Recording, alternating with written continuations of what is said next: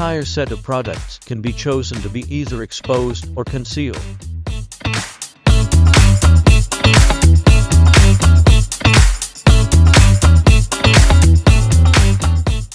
Calculate the height and width of the door. Install 131.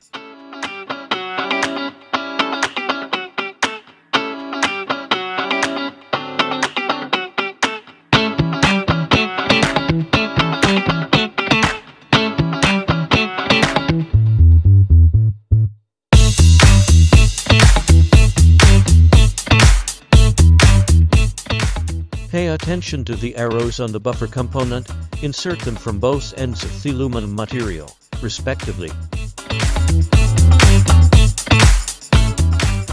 Install according to the corresponding card slot. The rail with buffer components can be installed either above or below.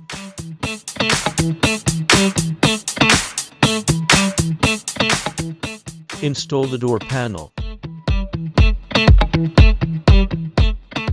After installing it into the guide rail, push the inner part down to the outside of the convex hull and tighten the screws.